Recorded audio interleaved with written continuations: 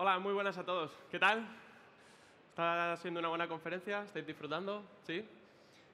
Bueno, veo mucho sí. Podéis poneros cerca si queréis, no tengáis miedo. Vale, pues hoy vengo a contaros una experiencia que he vivido hace un par de años y es cómo implementar y cómo hacer una gestión del cambio de una manera un poco diferente. Se habla mucho de gestión del cambio de arriba hacia abajo, top-down, y bueno, yo vengo a contaros mi experiencia, algunos aprendizajes que descubrí en esta aventura, porque lo hicimos de una manera un poquito diferente, ¿vale? Primero me presento, bueno, soy Rubén, trabajo en lo que antes se conocía como AT Sistemas, soy Nomad Mood, igual alguno ha visto este cambio de branding y demás, me cuesta todavía a veces decirlo. Y luego también estoy en la asociación de Agile Spain, ¿vale? Es la asociación más grande de agilidad de España. Bueno, y por allí colaboro de manera voluntaria y demás, ¿vale? Si alguno quiere luego conectar conmigo, pues por ello se deja mi LinkedIn. Y antes de empezar, quería haceros alguna preguntilla, algunos de vosotros. ¿Cuántos de los que estáis aquí, levantar la mano, ha vivido un cambio en su empresa en los últimos 4 años? ¿Sí? ¿Sí? ¿Cambios también por allí? Casi todos, ¿no? ¿Cuántos de vosotros han sido partícipes de ese cambio? Un 50% así aproximado, nos ha sacado más o menos. ¿Vale? Un 50% sí, un 50% no. ¿Y cómo fue ese cambio en vuestras empresas? ¿Positivo? ¿Negativo? ¿Cómo fue? ¿Cómo lo considerasteis? ¿Hay positivos? ¿Lo vivisteis bien? Bueno, algunos ya así, de lado, para abajo, más o menos. Vale.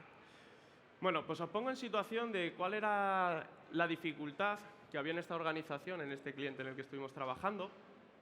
Y nos tenemos que remontar a la época del COVID, ¿vale? Nos vamos a, que parece que hace mucho de esto, y hace 2 años y medio, 3. Bueno, surge el COVID, hay una necesidad de trabajar en remoto, los equipos se tienen que adaptar y trabajar de una forma diferente. Y en esta organización trabajan con unos escritorios virtuales. Con lo cual, esto les genera unas limitaciones y unas dificultades en su día a día en el trabajo. ¿Qué pasa? Que además, internamente necesitan hacer una migración documental de ficheros porque están en unos servidores ahí on-premise, en unos repositorios, en unos hierros ahí muy grandes que son poco seguros. Se empiezan a juntar y se empieza a entremezclar y más problemas, ¿no? ¿Qué piensan ellos? Ostras, pues hay una tecnología y unas herramientas que me permiten solventar estos problemas, ¿por qué no las habilitamos para toda la compañía? ¿Cuál puede ser? Microsoft Office 365. No tengo acciones en Microsoft, he de decirlo. Bueno, pues nada, habilitan las herramientas de Microsoft 365 y piensan que esto les va a ayudar mucho en la nueva manera de trabajar que necesita la compañía. ¿Qué hacen? Lanzan una serie de píldoras formativas a los empleados para que empiecen a utilizarlo. Estamos hablando de una compañía en España de unos 1.500 empleados, no puedo decir el nombre, podéis imaginar, bastante tradicional. Entonces, claro, imaginaros que les han puesto unas herramientas nuevas a gente que lleva 30 años trabajando de la misma forma. La cosa se empieza a complicar. Y además es una organización un tanto jerárquica y de entrada la dirección no está involucrada en el cambio. Con lo cual, el equipo que está intentándolo dentro de esta organización nos pide ayuda. Oye, ¿qué podemos hacer diferente? Que esto no está funcionando. Ha pasado el COVID, hemos habilitado las herramientas, pero los equipos no las usan, no las conocen. ¿Cómo lo podemos hacer? Pues llegamos como a finales de 2020, ya habíamos pasado ciertas olas de COVID y demás, y lo primero que les propongo es trabajar con esta herramienta, ¿vale? Les hablo de una manera de gestionar el cambio diferente, no sé si conocéis un poco de gestión del cambio, hay diferentes metodologías o métodos, marcos, más tradicionales y hay algunos más adaptativos o ágiles. En concreto a mí me gusta mucho trabajar con Lean Change Management. Es una filosofía y un marco de trabajo de gestión del cambio que nos va a ayudar en entornos complejos y donde hay bastante incertidumbre y necesitamos hacer pequeñas experimentaciones. Entonces, lo primero que trabajo con ellos es una técnica de LCM que es el Organizational Change Canvas, ¿vale? Con este paper, que parece muy sencillo, no sé si por aquí tengo para apuntar, bueno, si no se ve ahí en azulito, nos ayuda a centrar el tiro en varios puntos, ¿no? Por un lado, el porqué del cambio. Oye, tenemos una visión clara, estamos alineados en el cambio en esta organización. Por otro lado, ¿cómo lo estamos contando? ¿Cuál es la narrativa de ese cambio? Además, ¿Cómo lo vamos a medir? ¿Cómo sabremos que estamos alcanzando ese cambio? ¿No? Y empezamos a pensar, pues ellos tenían enfocado una manera de medir con KPIs y empezamos a darle una vuelta a un trabajo con OKRs. ¿Cuál es el ecosistema? ¿Cómo está la organización? ¿Quién es el equipo que está detrás de este cambio? Fijaros que son muchas preguntas. Y luego, ¿cómo lo vamos a hacer, no? Pues lo primero, como os digo, teniendo en cuenta este paper y este portafolio, es empezar a trabajar con el equipo en el primer workshop inicial, el propósito y la visión de este cambio. ¿Por qué esta compañía quería cambiar? Necesitamos estar alineados, transmitir a todos los empleados de la compañía por qué queríamos el cambio y qué pasaba si no lo hacíamos. Entonces, bueno, aquí incluso nace una branding y un nombre que seguramente alguna otra empresa ha utilizado y es New Ways of Working, ¿no? Bueno, súper innovadores. Nuevas formas de trabajar en inglés, que queda mejor.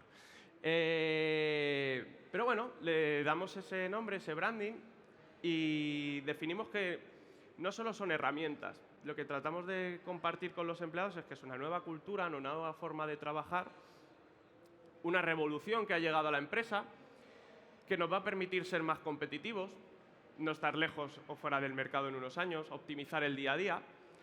Bueno, pues este era el primer punto de partida que nos ayudó al equipo del cambio, que luego veremos quiénes éramos el equipo del cambio, a estar alineados. ¿Cuál es el punto inicial? Y alinear a la compañía.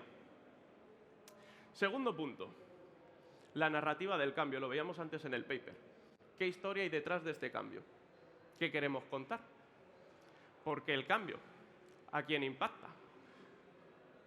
¿Cuál es el sentido de urgencia?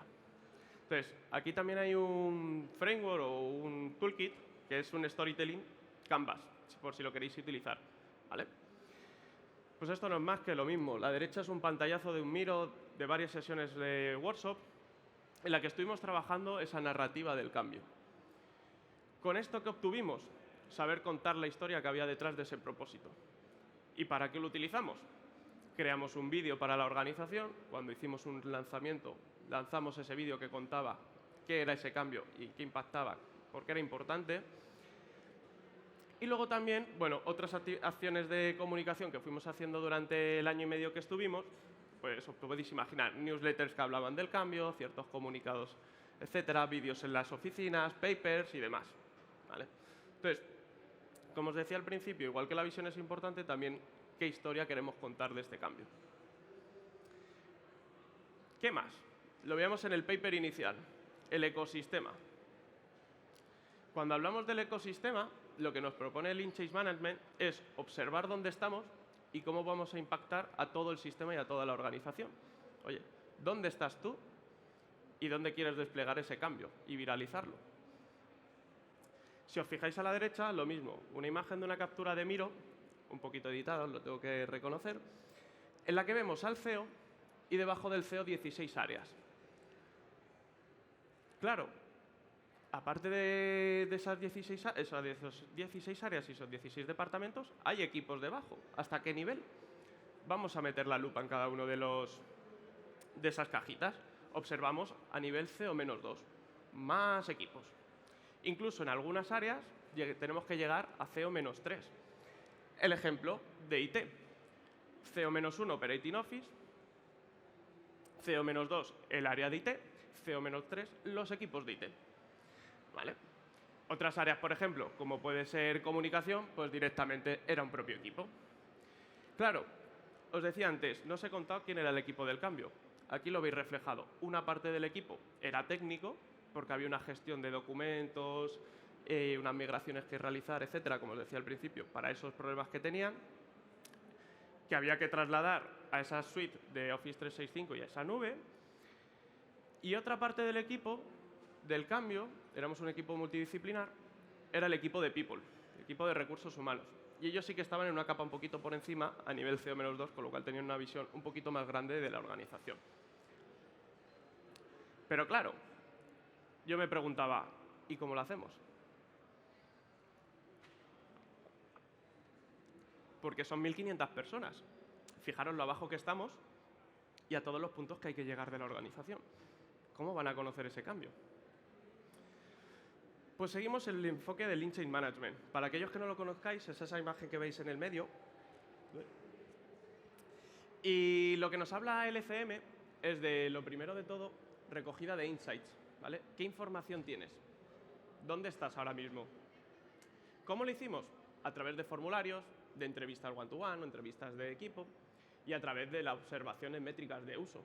¿Cómo sabían que el cambio no está llegando? Porque se podía ver, no sé si se me oye bien, ¿sí? Porque se podía ver que las métricas de uso no estaban dándonos la información que necesitamos en cuanto al cambio. Oye, todavía no se estaban utilizando las herramientas correctamente y las métricas nos informaban de ello. Entonces empezamos a pensar qué opciones teníamos.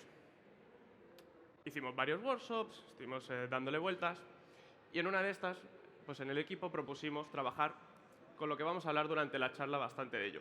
Esa red de agentes del cambio, o como lo llamamos, Digital Leaders, líderes digitales dentro de la organización.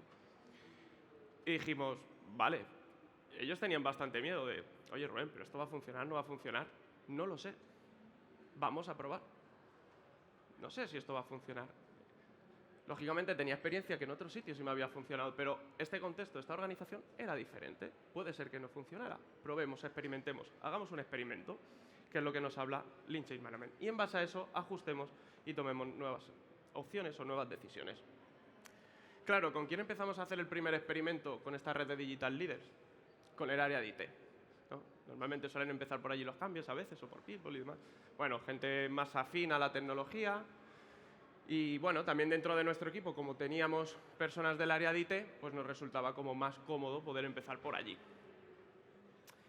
Y obtuvimos una serie de conclusiones de ese primer experimento. De esos insights y de ese assessment que habíamos hecho global, descubrimos que al entrar en el área había pequeñas diferencias. Entonces, nos planteamos, cuidado, cada área puede ser diferente. Porque hasta entonces en el equipo nos decían, no, vamos a hacer un cambio por igual a todos, en todas las áreas, que todos son iguales. Yo lo cuestionaba, lo ponía en duda, no lo sabía.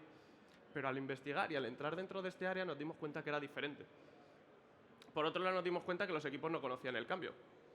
Le hablabas de New Ways of Working, se había lanzado un vídeo y nadie conocía nada, ni las píldoras, etc. Entonces decía, no sé de qué me estás hablando.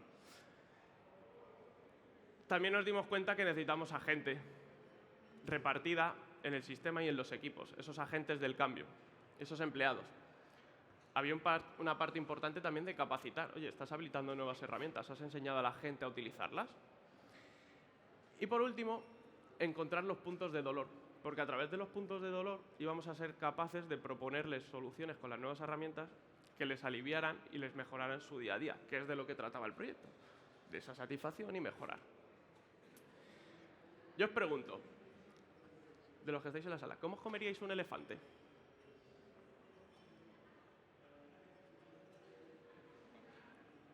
A la vez, por partes, dicen por aquí. Bastante típico la imagen del elefante. Seguro que puede ser que la hayáis visto. Pero no quería dejarla pasar, porque me recuerdo que allí, lo comentaba antes, me decían, no, vamos a hacer las 16 áreas a la vez, con los 1.500 empleados, y todos por igual, etc.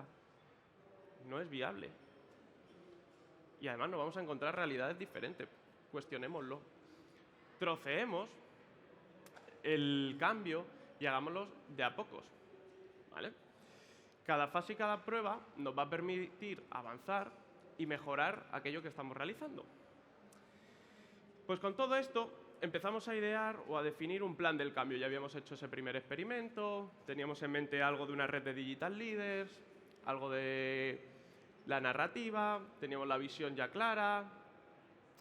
Bueno, pues dijimos, vamos a empezar a hacer un plan por áreas, tanto a CO-1, como os decía, o a CO-2, dependiendo del número de empleados que había en cada una de las áreas. Y volvimos a repetir el ejercicio que habíamos hecho con el equipo de IT. Oye, a pesar de que tenemos información de toda la compañía, vamos al detalle. Volvamos a recoger información concreta de este equipo o de este área, a ver qué les sucede, qué problemas tienen, cómo les podemos ayudar. Vamos a experimentar y vamos a medir, porque no todos los equipos luego tienen la misma velocidad. Esto también es interesante. Hay equipos que avanzarán más rápido en su cambio y hay equipos que tendrán otra velocidad del cambio. Y entramos ahora en el rol del Digital Leader, ¿vale? Cuando os decía qué opciones teníamos, identificamos de, oye, pongamos una red de agentes del cambio que nos ayuden, porque el equipo éramos 8. Imaginaros 8 personas transformar a 1500 años. No teníamos ese tiempo. Vale, ¿y en qué consiste ser un digital leader? Pues lo definimos con estos 3 puntos. Lo primero tenía que ser una persona que fuera el líder de este proyecto llamado New Ways of Working en su equipo. Que identificara pues, esas herramientas que tenían y que utilizaban en su equipo y que nos ayudara a mejorar, a implementarlas, a transformar el equipo, incluso a transformar primero su manera individual de trabajar. Por otro lado, estos digital leaders también les pedíamos, o les proponíamos, mejor dicho, que fueran líderes en la organización. ¿Cómo? Había personas que trabajaban en proyectos cross, no solo en un equipo. Oye, pues transformemos ese proyecto en el que estás trabajando con 4 áreas diferentes. No te limites a la parcela de tu equipo. Y por último, aprovechemos la inteligencia colectiva. ¿Cómo vamos a hacer ese nexo de unión con lo que habíamos denominado el squad del cambio, esas 8 personas de las que os hablaba, IT, People y nosotros? Y aparte, también, no solo el nexo de unión con nosotros, sino con otros digital leaders. Oye, ¿qué está haciendo esa comunidad de agentes del cambio que estamos montando en su área? ¿Qué dificultades tienen? Compartamos aprendizajes, compartamos éxitos, compartamos vivencias, incluso frustraciones, que a veces también las hay. Y bueno, les lanzamos ahí el challenge, ¿no? ¿Vas a liderar el cambio? ¿Te unes a este equipo? ¿No? Tenemos ahí los super digital leaders.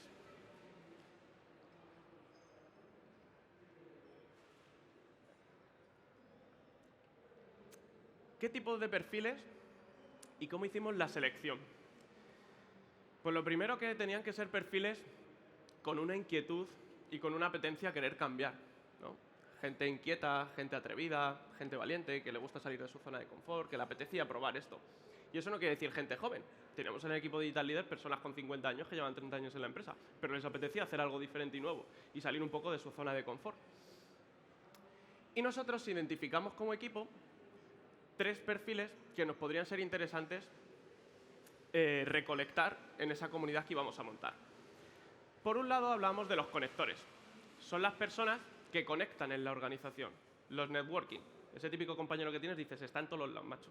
No sé cómo lo haces, te veo en la máquina del café, te veo comiendo y te veo luego por la tarde también, ¿no? En la oficina. Pues esos son súper importantes porque viralizan y llevan el cambio en muchos sitios. Tienen muchas conversaciones con muchas personas. Entonces era importante que en ese grupo de Digital Leaders identificáramos a estas personas. ¿Qué más? Los Maven. ¿Cómo conocemos a los Maven? Como el sabelotodo. Es ese compañero que lleva en la organización 5 años más que tú has llegado nuevo, y que cuando tienes un problema te dicen, pregúntale a fulanito, que él lo sabe. Eso ya le pasó en no sé qué proyecto. Pregúntale a él. Entonces también es interesante que hubiera dentro de ese grupo gente con estas características, porque les iban a ir a preguntar a ellos por el cambio. Oye, ¿te has enterado tú de qué va esto? ¿Me cuentas un poco qué es esto de lo de NWO que están contando por ahí o que he visto un vídeo? Y por último, los vendedores, que no de humo, solo vendedores. Y son personas que al final tienen habilidades comunicativas y que son capaces de generar cambios y compartir información con sus compañeros, e incluso convencer. Entonces, estos 3 tipos de perfiles eran súper interesantes. Claro, imaginaros, mi compañero y yo, de fuera, decimos de 1500, ¿cómo sabemos quiénes son estas personas? No tenemos ni idea. Pues para la elección lo que hicimos es contar con el apoyo de People.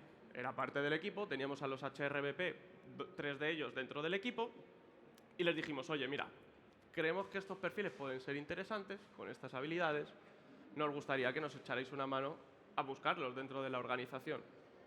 Y si no los conocéis, pues, ¿con qué personas tenemos que hablar para buscar y poder encontrar a estas personas? Con lo cual, una vez más, el equipo de People, muy importante que trabajara con nosotros de la mano. Una vez que los habíamos buscado, claro, había que pedirle una serie de requisitos a estas personas. Oye, ¿por qué quieres entrar en esta comunidad? ¿Qué te voy a pedir a cambio? Pues los requisitos eran estos. Lo primero, que fueran parte de este proyecto, que lo sintieran como suyo, que se empoderaran y que fueran partícipes de él. Hasta aquí parece normal. También que detectaran casos de uso, situaciones específicas de su área. Allí donde nosotros no teníamos la información concreta, un área, imaginaros, un CO-3, pero esa persona en el día a día sabía todos los procesos que vivía. Entonces, oye, ayúdanos a detectar los problemas que estás teniendo con las nuevas herramientas respecto a las antiguas. Y te ayudamos a resolverlo. También tiempo para formarse. Eran nuevas herramientas. Ahora parece que todas las herramientas de la suite de Office 365 las conocemos y están muy interiorizadas. En este caso, en esta organización, hace 3 años, pues no era tan sencillo. Hablabas de un SharePoint y la gente no sabía que era un SharePoint. No sabían cómo compartir un archivo. Pensar que venían de enviarse un documento 8 veces por correo con versión 1, versión 1.2, versión 1.8. Cosa que pensamos y decimos, esto parece que hace muchísimos años, hace 2 años y medio. Había que formarles y ayudarles a cambiar los hábitos y su manera de trabajar. Entonces tenían que tener ese tiempo. Por supuesto, un compromiso les pedíamos. Primero, de que se pudieran formar y segundo, de que aquello que estaban aprendiendo lo compartieran en el día a día con sus compañeros. ¿Qué más? Proponer nuevas soluciones. Oye, si dentro de tu equipo estás identificando que puedes tener una serie de soluciones nuevas o que se te ocurre algo diferente, coméntanoslo, danos feedback, que estamos aquí para ayudarte. ¿Vale? Entonces, estos eran los requisitos que les pedíamos a estos compañeros para empezar a trabajar. Claro, algo le teníamos que dar a cambio. ¿Cómo les gamificábamos? Pues lo primero, una capacitación y una formación específica de Office 365. Y no pensáis que eran meses de formación ni nada por el estilo. Luego contaremos cuántas sesiones eran, pero de media 5 o 6 horas en un mes y medio y era suficiente. Un acompañamiento en el proceso, que no se sintieran solos. Pensar que eran personas que no eran agentes del cambio, que cada uno tenía su dominio y su parcela de trabajo en su día a día. Entonces había que acompañarles y ayudarles. Había gente que tenía un poquito más de conocimiento, incluso iniciativa, o que habían vivido algún cambio, y había gente que no, que había que ayudarles un poquito más, ir más de la mano. Claro, también les ofrecíamos que esto les iba a provocar o proponer un desarrollo personal y profesional. Es lo que os decía. Esa gente que lleva 10 años haciendo lo mismo, pues claro, se veía ante el reto de superarse a sí mismo, aprender unas nuevas tecnologías e incluso lo más divertido. Algunos nos decían, ahora empiezo a utilizarlo en mi día a día, algunas de estas, ¿no? ¿Y qué más? Recompensas. Bueno, pues aquí también tuvimos una serie de recompensas con ellos físicas, algunos obsequios y demás que se les dio también para incentivarles, con carteles, con algunas cositas para los ordenadores y demás, de manera que también se les identificara, ¿no? Que estuvieran en la oficina y la gente viera y dijera, oiga, es un digital leader. Y lo último, el reconocimiento. ¿Cómo hicimos el reconocimiento?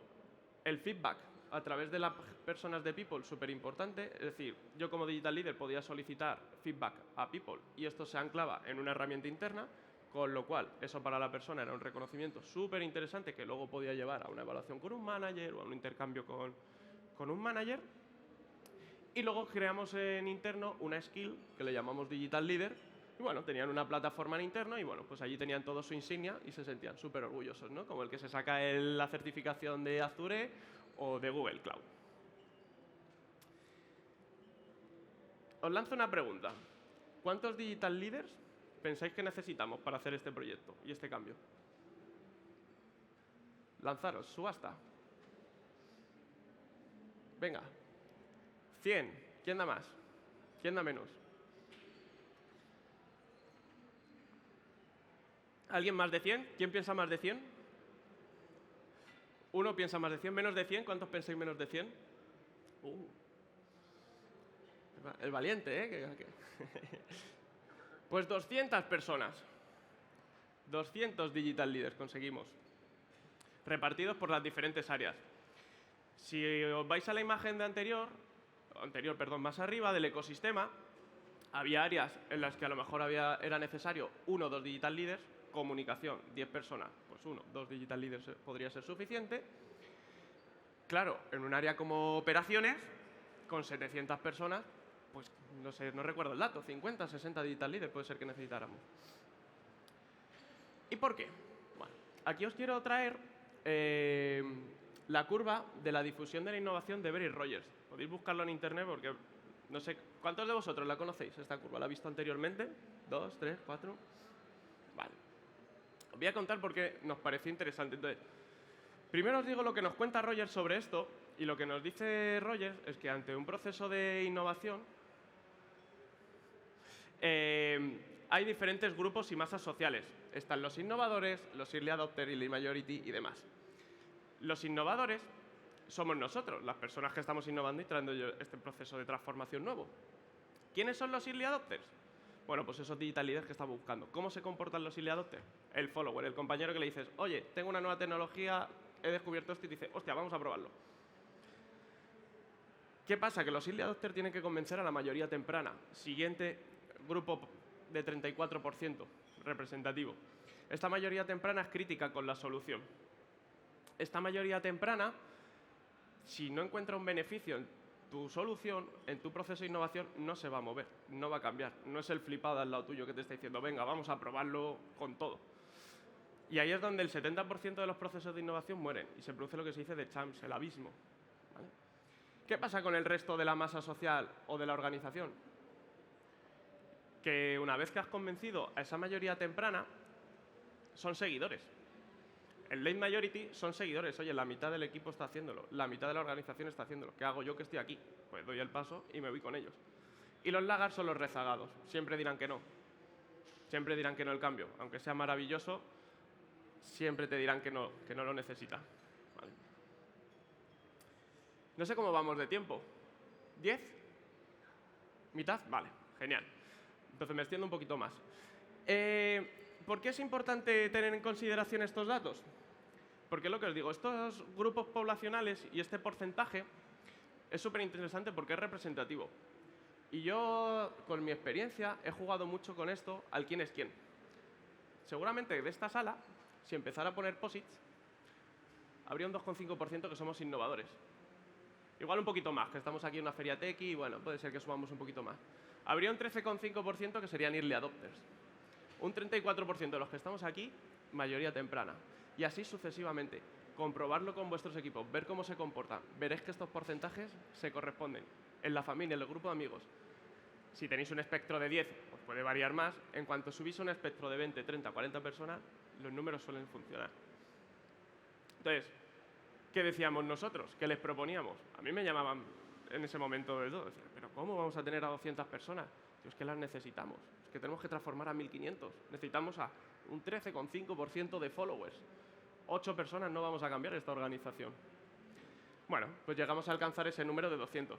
Todo esto fue difícil, no os penséis que no, pero a través de la experimentación e ir viendo que funcionaba en pequeñas áreas, como os decía al principio, en IT funcionó, luego fuimos al área de People, luego fuimos al área de comunicación. Oye, iban viendo que funcionaba. Al principio yo no les dije que íbamos a ser 200, yo les estoy diciendo un 13,5 de cada una de las áreas. Y luego ya echamos las cuentas. Claro, ¿qué fase jugábamos con los digital leaders? Porque está muy bien, oye, había una serie de requisitos, les gamificábamos, hemos creado una red, hay un rol súper claro. ¿Cómo arrancábamos con cada una de esas áreas, con cada una de esas cajitas que veíamos anteriormente? Pues lo primero que hacíamos con ellos era una reunión de kickoff, ¿vale? En la reunión de kickoff lo que hacíamos era contarles de qué iba el proyecto. Propósito, narrativa, les enseñábamos el vídeo, les hablamos de gestión del cambio, les hablamos de qué requisitos teníamos para que fueran digital leaders y les invitábamos a ser partícipes, pero nadie estaba yo obligado. Se me ha olvidado comentar y mencionar anteriormente que en ese proceso de selección la gente de People tenía una conversación con los managers. Por eso decía que era tan importante, para que nos permitieran al menos que vinieran a esa primera reunión, que no participaran en el proyecto, venir a la primera reunión. Luego había que convencer para que ya participaran en el proyecto y demás. Pero bueno, oye, una horita, dame una horita para que la gente venga, conozca el proyecto y a ver si le convencemos si se quiere unir y luego ya que le des todo el espacio de querer participar en esto. Sobre todo al principio. Luego al final era más sencillo con las últimas áreas. Entonces, claro, en ese kickoff venía gente que había sido filtrada por esa área de People, pero no habíamos hablado con ellos individualmente para saber si querían ser partícipes del cambio. ¿Qué porcentaje creéis de los que venían en las reuniones de lanzamiento se quedaban en la comunidad? ¿Quién piensa que en torno a un 20 o un 30%? ¿En torno a un 50%? ¿Más de un 70%? el 90% de la gente que venía a la reunión de kickoff se comprometía a ser parte del proyecto. No hacíamos nada diferente. Explicamos en qué consistía el proyecto, explicamos qué les íbamos a proponer y les estamos ayudando a los problemas que tenían en su día a día. ¿Cómo no iban a querer participar? Decía, no, ostras, terminamos la sesión de kickoff y lo último que le preguntamos era un forms. ¿Quieres ser parte del proyecto? Si quieres serlo, cuéntanos qué problemas tienes. Y a partir de ahí trabajamos con vosotros y os ayudamos. La gente se animaba. ¿Qué les proponíamos una vez que teníamos esos insights de nuevo por esas áreas concretas con estos digital leaders que habíamos seleccionado? Un plan formativo adaptado. No todas las áreas necesitaban el mismo conocimiento en todas las herramientas de Office 365. Os podéis imaginar al área de IT que si le vamos a explicar cómo funcionar con Planner, pues igual nos mandan al paseo, teniendo una instalación de un Jira, etcétera, etcétera, ¿no? Entonces, dependiendo de cada área, teníamos que formar en unas cosas u otras. Gente con una destreza digital mayor, no teníamos que formarles tanto y era más un acompañamiento y pequeñas píldoras formativas o sesiones más cortitas de algunos temas estratégicos de gestión documental y cómo funcionaba lo nuevo en la compañía. Y personas con una destreza digital menor, pues teníamos que hacer un proceso y una formación más larga. Como os digo, el tope eran entre 6 y 8 horas de formación como máximo a aquellos que tenían menos destreza digital. Y de tiempo más o menos invertíamos un mes y medio por cada una de esas áreas o cajitas azules que veíamos al principio. ¿Qué hacíamos después? Terminamos ese plan formativo y lo que les invitábamos era probar. Oye, os quitamos las herramientas antiguas, os quitamos ese escritorio remoto antiguo, hemos migrado ya todos los ficheros, empecéis a trabajar con la nueva forma, etcétera, etcétera, etcétera. Claro, pero no todo era tan bonito. Empezaban a salir los problemas. ¿En qué migración no hay problemas? Bueno, pues ahí detectamos diferentes casos de uso y diferentes dificultades, desde problemas técnicos o dudas o incidencias o dudas más funcionales. Oye, es que esto que habéis planteado en esta manera de gestionar no corresponde a mi necesidad del día a día. Bueno, pues a partir de ahí trabajamos con ellos. Y lo último, una fase súper importante, que os lo decía antes, es compromisos. Les invitábamos en la última sesión que teníamos con ellos a escribir unos compromisos. ¿A qué os vais a comprometer con vuestros compañeros y con vuestra área? Porque lo dijisteis vosotros cuando entrasteis aquí que os queréis comprometer. Nosotros no les obligamos. Es verdad que les facilitamos unas plantillas de compromiso en las que veían los OKRs de la compañía y a partir de ahí, oye, que tus compromisos vayan en la misma dirección y estén alineados con los OKRs que tenemos de compañía, pero escríbelos tú. Nosotros no los vamos a escribir. Y comprométete tú. El que quería comprometerse un 10% era un 10%, el que quería un 50%, un 50%. Nadie les obligaba a nada. Y lo que hacíamos nosotros era darles seguimiento, les acompañamos. Una vez que habíamos terminado todas esas sesiones de formación, habíamos solucionado esos problemas técnicos, pues hacíamos sesiones cada 3 semanas, 2 semanas, un mes, depende un poco de las necesidades. Sobre todo más al principio, había más rodaje, quizá luego en la última parte pues ya hacíamos a lo mejor sesiones a un mes, a veces incluso cogíamos varios grupos de digital leaders conjuntos de varias áreas, pero bueno, íbamos ajustando un poquito por el camino. Importante, ¿cómo medíamos el progreso? Lo que no se puede medir no se puede mejorar, ¿no? La típica frase. Bueno, como os decía al principio, trabajamos en una modalidad de OKRs, cambiamos un poco el chip que traían ellos o que habían concebido ellos con los KPIs, de manera de, oye, tenemos estos objetivos que XResolve nos van a dar indicación de estamos alcanzando, nos estamos acercando a esos objetivos. Bueno, teníamos ahí 3 objetivos principales y, como os digo, estos digital leaders sumaban hacia ellos. ¿Qué hacíamos? Les planteamos un challenge trimestralmente, sacábamos una foto de cómo estaban las diferentes áreas, quién eran los winners y quién estaban en el vagón de cola. ¿Era malo estar en el vagón de cola? No, había gente que tenía más dificultad a lo mejor y que no estaba consiguiendo el cambio. No eran penalizados, ni mucho menos, solo que bueno, era una manera de generar un challenge y de hacer un ranqueo. Y esto pues les picaba un poco, les incitaba a seguir progresando, a mejorar, etcétera, etcétera, etcétera. ¿Vale? Claro, y os estaréis pensando, todo esto con la parte de los empleados. ¿Y los managers dónde están? Porque lo decía al principio, los cambios de arriba para abajo muy bien, pero de abajo para arriba. ¿Qué hicimos con los managers? Bajo mi punto de vista, la frase resumen sería, no pongas palos en las ruedas. Acompaña a la gente que va a gestionar el cambio. Ese era nuestro objetivo. Ellos no tenían tiempo para formarse, para conocer las nuevas herramientas, para cambiar o investigar sobre los procesos y los problemas que les estaban dando, tienen otra serie de preocupaciones en su día a día. Es normal. El equipo es el que lo va a ver. Entonces, ¿cómo les involucramos? Desde los Digital Leaders. Oye, con tu manager, háblale de que este proyecto está funcionando y luego nosotros, en paralelo, para hacer el efecto sándwich, en las reuniones que había trimestrales de managers, hablábamos del proyecto. Ahí, pues, con el equipo de People, colábamos ahí un pequeño espacio y un speech. Nos daban entre 15 y 20 minutos, no creéis que mucho más al trimestre. Imaginaros para una reunión de managers que estaban, pues, 100 y pico managers, dirección, etcétera, etcétera. Bueno, pues nuestro espacio de 10-15 minutos para hablar de qué era esto. ¿De qué hablamos? De sus equipos Digital Leader. Esto está pasando en vuestros equipos. Apoyar a esta gente. El cambio lo generan ellos.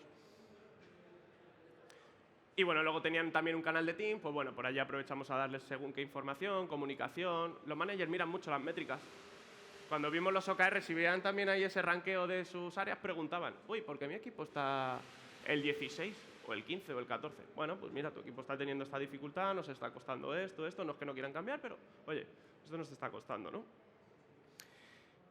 Y aquí también tuvimos un papel importante en los sponsors. Teníamos dos sponsors, uno que era el responsable del departamento de IT y el otro el responsable del departamento de People.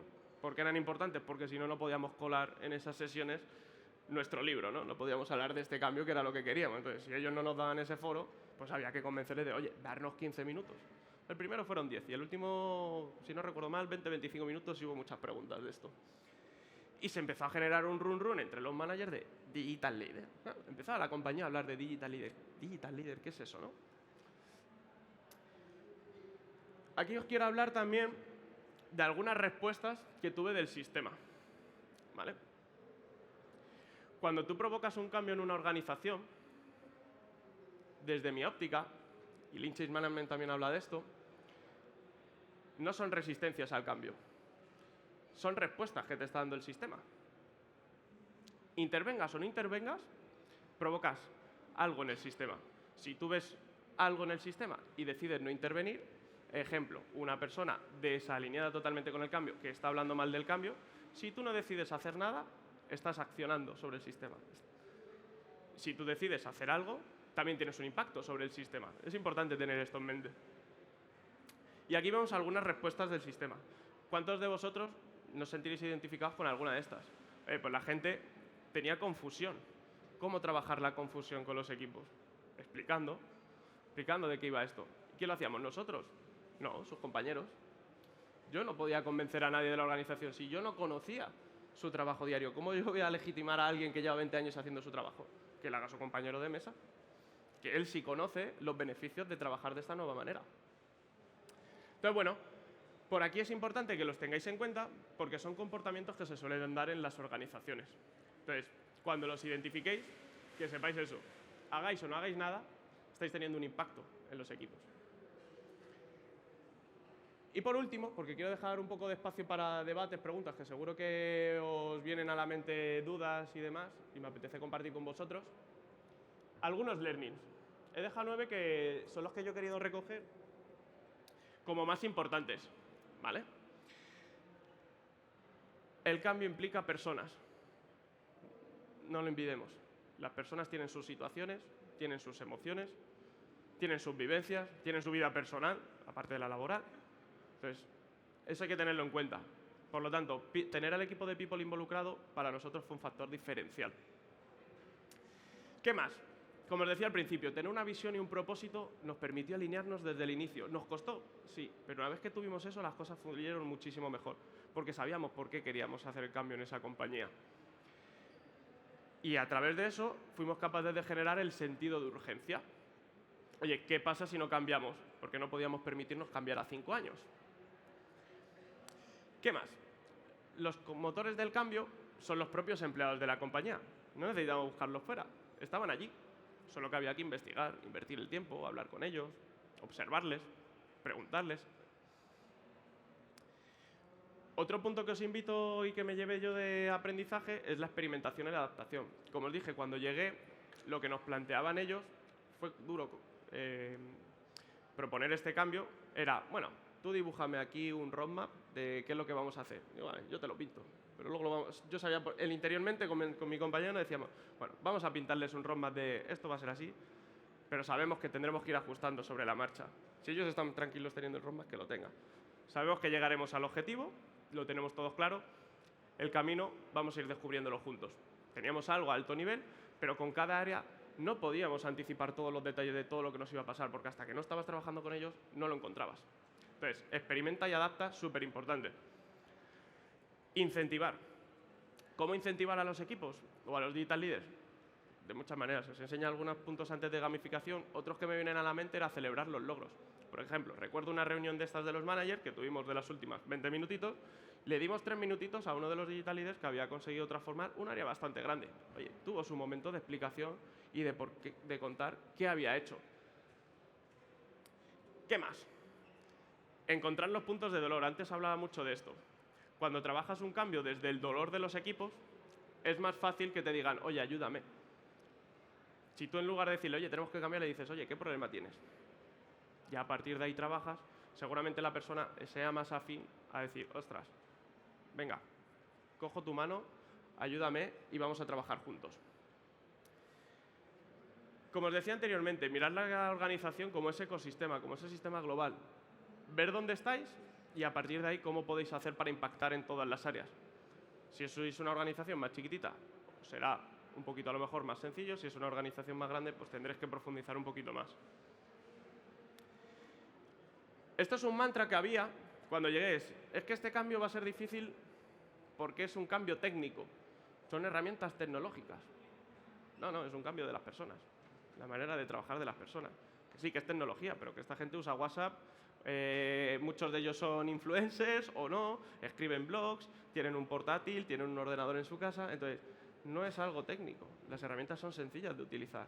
Lo que necesitan es que les ayudemos, primero, a aprender ciertos conocimientos y luego el por qué tienen que utilizarlas. Entonces, no es tanto el cambio desde el punto de vista técnico, al menos para nosotros, sino más desde el punto de vista social. Y como os decía antes, nosotros no lo observamos como resistencias al cambio, sino como respuestas del sistema. Y a partir de ahí trabajamos. Oye, ¿qué respuestas y qué información nos está dando el sistema cuando activamos según qué palanca? Y a partir de ahí trabajamos. Y os dejo una pregunta para terminar. Si tu empresa quiere realizar un cambio, ¿serías un digital leader? Muchas gracias.